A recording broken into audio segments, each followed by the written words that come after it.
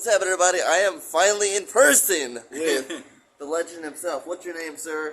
My name's Chickoy Pura. Of the Jerks, Yeah, of the Jerks. Local Brown, and various other things. Yeah. How did the Jerks first form and when? It was formed in 1979, and it was the advent of punk rock. But before that, I was a folk singer, and the rest of the other members, they too are playing in different groups. Like, it's very diverse. Some of them, most of us play in folk houses and bars. So Like this one? we are, and we are required to do a lot of covers. Some they do covers of the Beatles. Some they do covers of the Rolling Stones, and up to the more commercial bands. So that's about it. When we formed the Jerks, we were really what do you call this? Inspired by what's been happening in England and in the U.S. About punk rock, and much more on the irreverence of the music, because musically punk rock is it's like a very simple form of rock and roll. Yep. In which you don't need a lot of you don't need to be a virtuoso, and all you need is an overdrive and a loud amplifier, and then you have your own ideas about society and whatnot. So George, remember said the best, no bullshit, raw stick, yeah, that's it. We dove into that kind of consciousness. Me personally, I was because I started listening to Bob Dylan and some of the folk singers who were quite politically, and they were very vocal about society, their own society, and all that stuff. Political and protest music. So I look at punk rock as an extension of protest folk, I think. So it was nothing new to me. Like I can talk about those things, and the only difference is I can be very loud, like that. That's how you gotta be, man. Yeah, so that's it. The Jerks formed in the late 70s, and obviously back then, Marcos Sr., not the current president, his dad, he was the dictator. Was it dangerous to do what you're doing back then? Actually, during that time, I wasn't really very agitating, I wasn't that much politically aware. But then again, I know that something's going wrong, and it's just more on a personal level, and I don't have any friends or contact with the what do you call this, organized masses. So it's pretty much on my own. I have learned of these things through other people and newspapers, especially independent news, and so I'm pretty much aware that something's wrong. Pretty much aware that Marcos is not doing great, and that he's a dictator and all that. So Both. yeah, but because when we formed the Jerks, we were actually we're mingling with some people who came from the government. Really? Yeah. So I know Tommy Tantingo at TRC, his dad was in the Marcos administration. There you go. That's Tommy. And his dad was the minister of Food Authority. So we were playing at this club on disco, and it was Tommy's cousin who owns it. So it's pretty much ironic. But well, for me at that time, I was really into that job first, you know. So whatever rhetoric I have in my own, it's pretty much westernized, and people would always think that maybe the ideas came from outside, and it's not his idea probably, and like that. But of course, I do understand what the clashes are, what the clash means, and so. I mean, even like Third World Chaos, their biggest influences are from. I just talked to do you remember First Solver or Dino Solver of Third World Chaos? Yeah. I just talked to him on the phone the other day, and he told me that a lot of Chaos's, Tommy Tentacle's band, their influences came from the UK. Like Tommy listened to the Sex Pistols and all that. Yeah. That's where a lot of their influence came in. If you listen to New Movement Era, you can hear because that. Tommy's well-traveled individual because of his connections, because his brother is in the government, so they're pretty much mobile as far as they're concerned, as far as being well-traveled individual, and not to mention powerful. They have securities and their own. What were some of your memories from the martial law days? What was it like back then? Well, for me at that time, it's just rumors, about disappearances and all that. I've heard of them, but I have no way of knowing any of those people. Like you can see them on the newspapers, their faces, like that. But I never had any contacts whatsoever with with the activists and all that. I'm pretty much just a musician.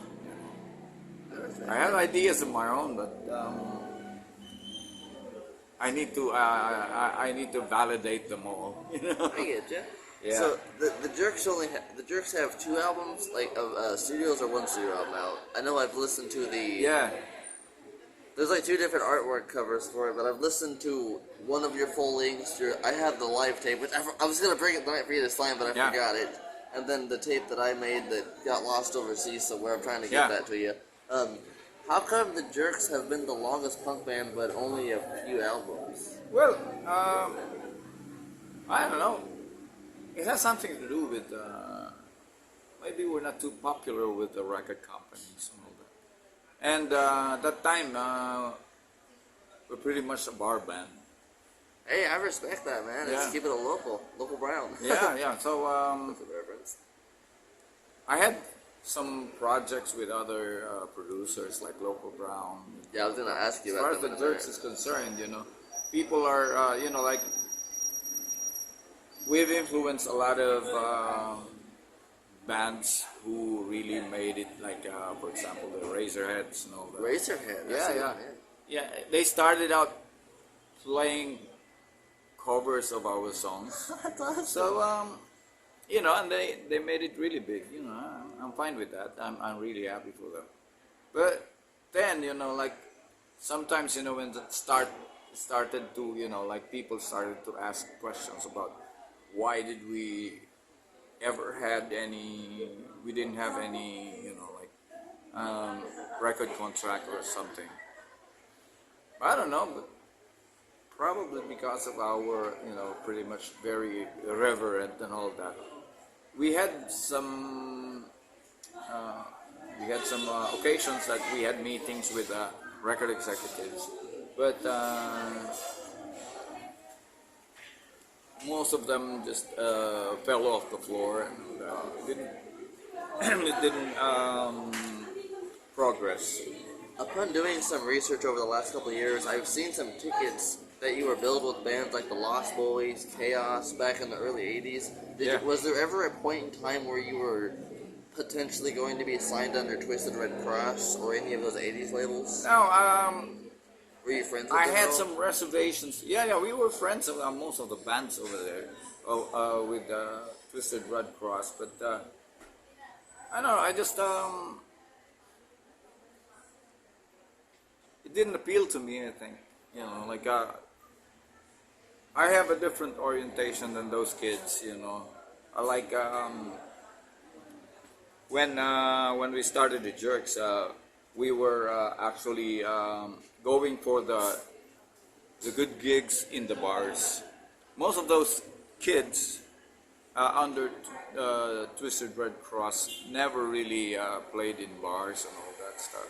So we played covers from the Rolling Stones, the Doors, and other bands. So And just kind of just yeah, differentiations in the and scene. we never really we were not interested in writing songs actually up to that point when Howlin' Dave started to pester us with like he was really persistent in asking us to write songs and so we can play it on DCR Drive. So that's the only time that we decided to try it out, like to write songs together. But then again, it wasn't, like we were friendly with all those bands, Yeah, I've heard a lot of good things from Yeah, like yeah, Al De yeah. Milanta, June But Ortega, Tommy, and them from you. I Are you? wasn't really, like, like be within the circle, Yeah. because we have our own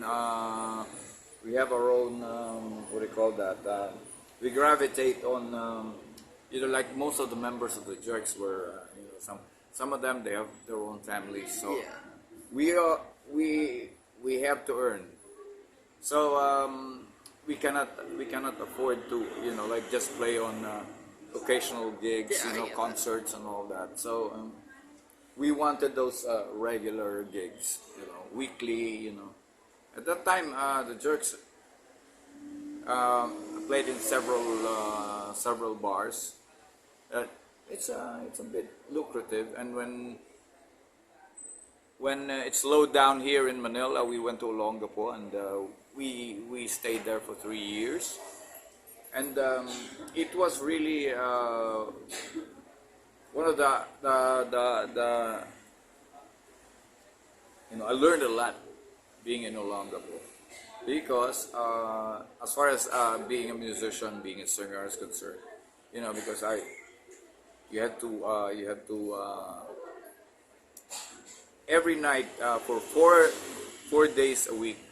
Every night you had to, like I was just a singer at that time, and I had to sing 3 sets of 1 hour and 15 minutes. Damn. That's a Three grind. times, 3 sets a night. Every night, Wednesdays up to Saturday. That's a grind. Yeah, it is. It is really a grind. So every time that we go back to Manila to have some rest, I don't have a voice already. I don't have a voice anymore. Much So, respect. Yeah, but it lasted for at least about the first 6 months probably. It was a struggle for me. But then again, my vocal cords started to adjust, and then it got really tough, and and before I knew it, I realized that I can really manage one whole week of grind like that, and it wouldn't be a problem for me. I'm glad you're open to it. So here's 3 blitz questions quickly. So on the Jerks debut album, which I believe is just called the Jerks, one of my favorite songs is Reklamo ng Reklamo. Yeah. I don't understand all the words, but I get it. Yeah, twisted. yeah, Like, it can you was, please explain that song? The song is about what do you call this? Colonial mentality of the Filipinos. Which definitely still persists to this day. Yeah, and it's a really common problem of Filipinos that they'd rather be out in the States rather than be here, and I've been here for 10 months and I hear it every single yeah, and and people like it. People like it. it's very telling, and I appreciate artists like you who do music in your native language, because that strikes harder, in my opinion, than doing it in English. Like Dead Ends and Mamatay Nang Guy, their latest album, 95 in Tagalog, it really strikes home. And I mean, I don't know what it's like to be born and raised here, so I can't speak on that. But I try to tell Filipinos, young and old, America definitely my country's. I mean, I don't want to say superior, but it's definitely got. We have a social safety net. We've got food stamps and all that, but it's a pain in the ass to make America. It's like it shows right now, especially now, it's like they have homelessness, absolutely mass shootings, the unemployment, and beyond corrupt government that actually saved Marcos's ass back in the 80s. So the U.S. is not really, it's not, in good shape right now. Yeah, exactly. And I try to tell people that they're like, no, it's better than here. I'm like, it is to a degree, but we're kind of all I'm broke. Most Americans are broke. We're living paycheck to paycheck. Yeah, that's a problem with the, like especially the working class. The working class is still, there is no middle class anymore. It's social elite and it's poor. How did Local Brown start? And talk to me about Dear Corey. Well, Local Brown started before that. We went to I went to Japan. I went to Japan with half of the jerks. We had Nitoy and Floor, and the other people came from different musical backgrounds, different bands. And we formed. Somebody formed a show band, and we were part of it. Because we were broken here, and we that was what do you call that? 4 years after EDSA, and it was really difficult. It was really difficult. It was 1988, I think, if I'm not mistaken. I've actually got your tape back home in the US. And so there's no work for us here. Like occasionally people would invite us, but nothing really significant. So one of the options was go to Japan. But you had to play commercial, disco music, and all that stuff. And at that time, I realized that it doesn't make any difference whatever kind of music you play. It's irrelevant whether, like people would say you're a sellout or whatever. But then it doesn't mean a thing, especially when you're going through some hard times. If it pays the bills, then do it. You're struggling. So I said, oh, okay, fuck it, let's go. So we went there, but it wasn't really a big adjustment for me, because I ended up playing old Rolling Stones numbers, which is fine with me. Every night I play Satisfaction, we played because the Police is big in Japan also, and some other the Stray Cats, which we play also. Love the Stray Cats. So there's no problem doing covers from the Stray Cats. People would love it, and it's all old commercial songs, hits from the '60s, like The Doors, Light My Fire, and all that stuff. So that's my repertoire. The other singers, we have two female singers and one male singer, and then me. So it's their they play all the Madonna stuff and all that. So pretty much we managed it, like we stayed there for 4 months, and it was like forever, it was the longest 4 months that we have experienced. I feel we live in this rundown. It used to be a restaurant, Oh wow. and it's really dirty, and we have to clean it up before we can get some sleep. When we arrived there, when we arrived in Japan, we were brought to this abandoned restaurant and that stuff. And it's really dirty, and we had to clean it up. That's punk rock. Yeah, I know. That's like DIY all the way right there. Yeah, so we cleaned it up, and then when it was done, we were able to get some sleep. And then the next morning, it's time to work. Imagine that. And it's winter time.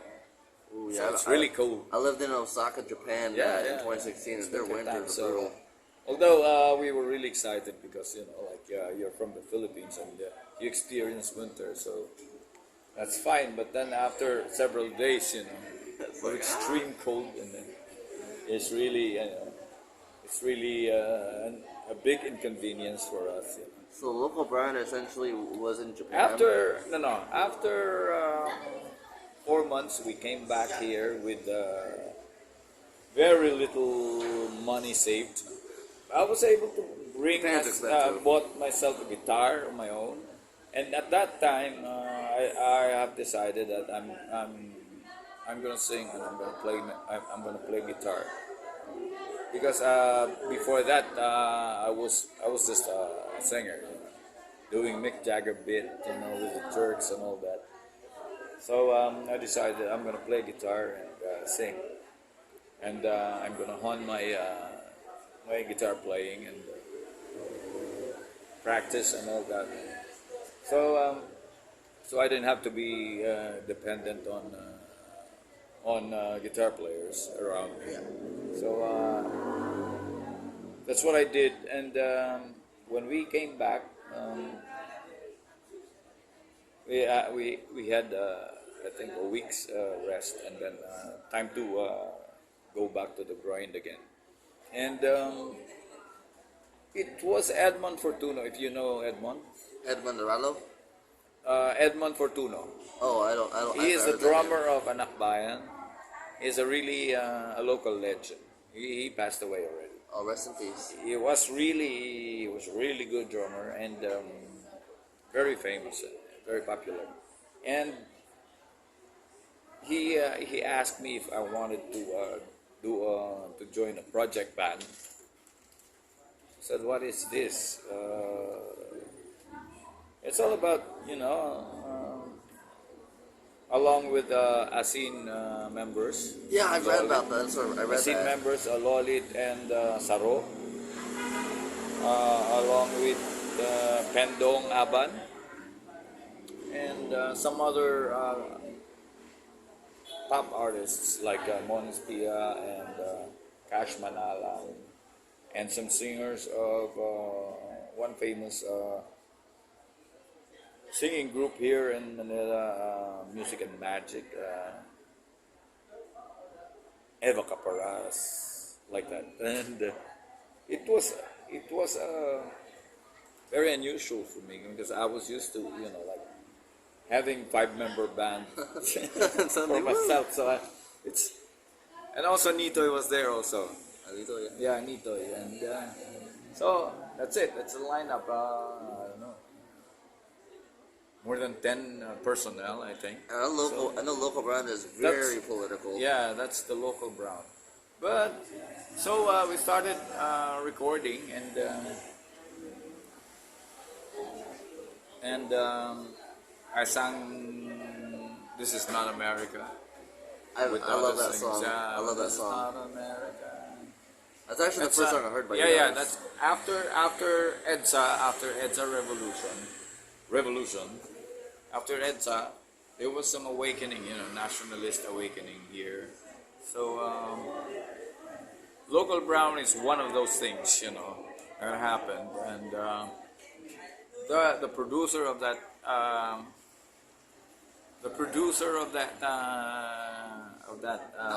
album, Ed Formoso, was he came from the rich family.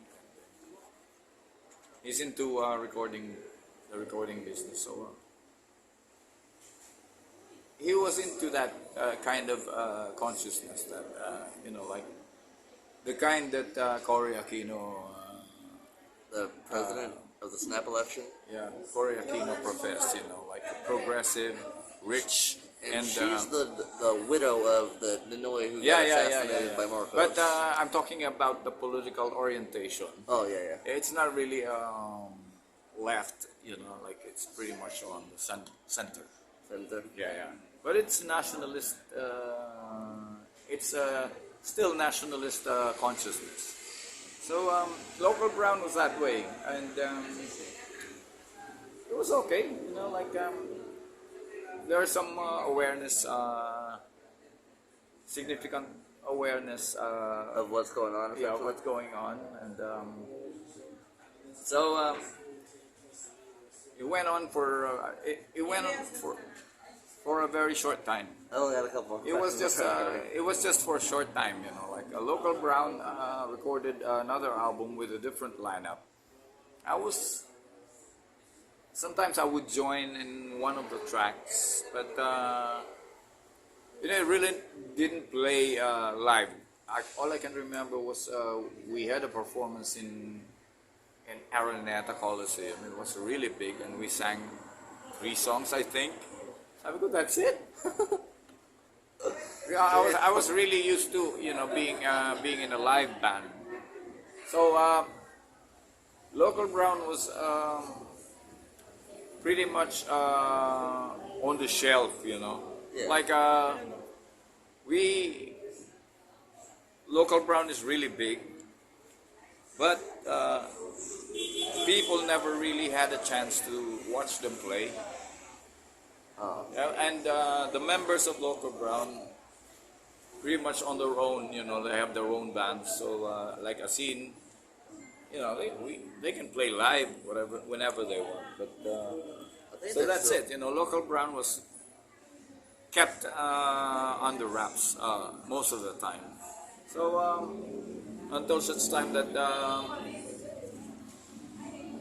I think the producer Ed had another idea on his mind. So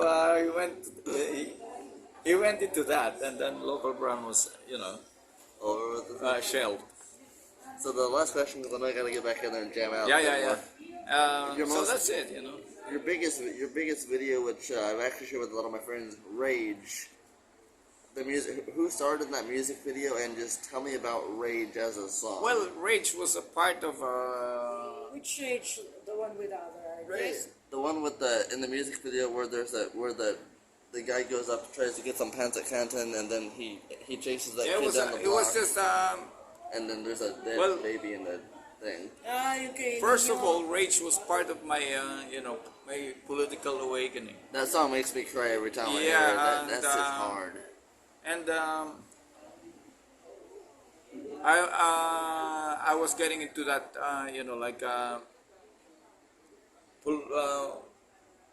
you might call it maturity or something.